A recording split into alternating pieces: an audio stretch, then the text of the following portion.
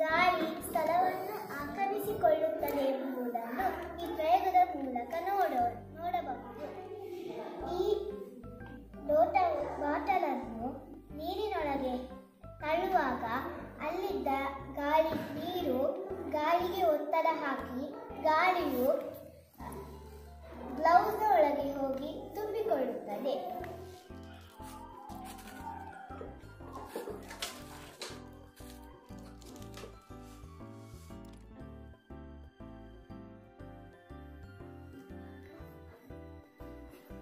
ಈ ಪ್ರಯೋಗದ ಮೂಲಕ ಗಾಳಿ ಒತ್ತಡ ಹಾಕುತ್ತದೆ ಎಂಬುದನ್ನು ತಿಳಿಯೋಣ.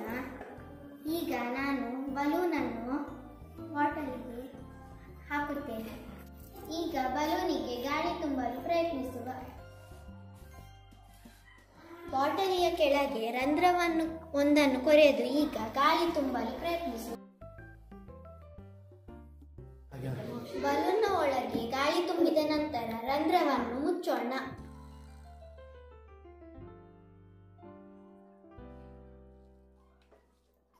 ಮುಚ್ಚಿದ ರಂಧ್ರವನ್ನು ತೆರೆದು ಏನಾಗುತ್ತದೆ ಎಂಬುದನ್ನು ಗಮನಿಸೋಣ.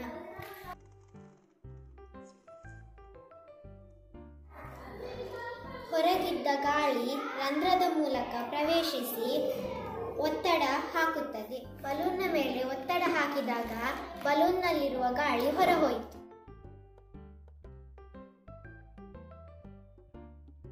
ಈ ಪ್ರಯೋಗ ಗಾಳಿ ಒತ್ತಡ ಹಾಕುತ್ತದೆ ಎಂದು ತೋರಿಸಿಕೊಡುತ್ತದೆ. ಈಗ ನಾವು ಒಂದು ತೂತನ್ನು ಮಾಡಿದ್ದೇವೆ, ಅದಕ್ಕೆ ಬೆನ್ ಸ್ಟ್ರಾ ಅನ್ನು ಸಿಕ್ಕಿಸಿದ್ದೇವೆ. ಈಗ ಬಾಟಲಿಯ ಒಳಗೆ ನೀರನ್ನು ಹಾಕುವ. ಈಗ ಗಾಳಿ ತುಂಬಿದ ಬಲೂನನ್ನು ಇದಕ್ಕೆ ಸಿಕ್ಕಿಸೋಣ.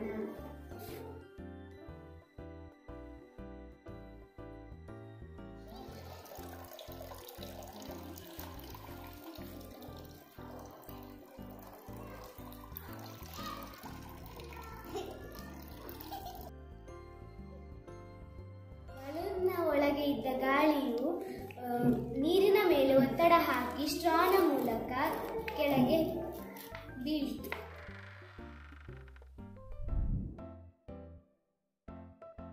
ಗಾಳಿಗೆ ತೂಕವಿದೆ ಎಂದು ತೋರಿಸುವ ಪ್ರಯೋಗ. ಎರಡು ಬಲೂನನ್ನು ಕಡ್ಡಿಗೆ ಕಟ್ಟಿ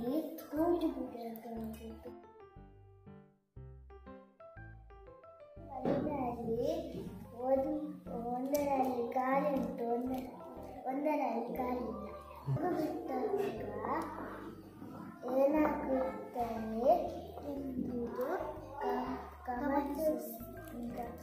ಎಂಬುದು ಗಮನಿಸುವ.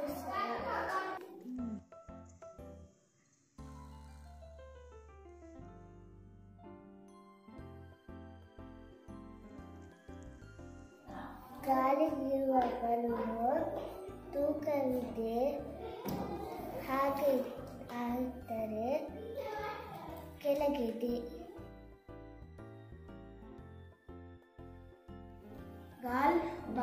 ಗಾಳಿಯ ಬಲೂನನ್ನು ನೀರಿಗೆ ಹಾಕಿದಾಗ ಏನಾಗುತ್ತದೆ ಎಂದು ಗಮನಿಸೋಣ.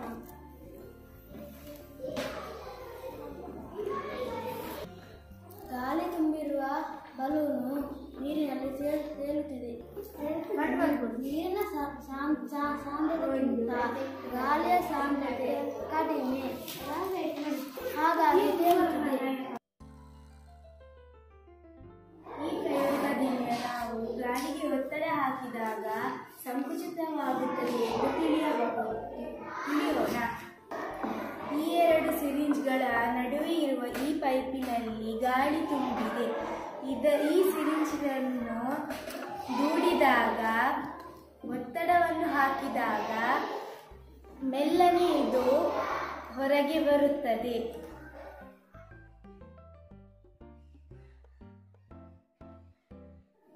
ಗಾಳಿಗೆ ಒತ್ತಡ ಹಾಕಿದಾಗ ಸಂಕುಚಿತವಾಗುತ್ತದೆ ಮತ್ತು ಕೆಲಸವನ್ನು ಮಾಡುತ್ತದೆ.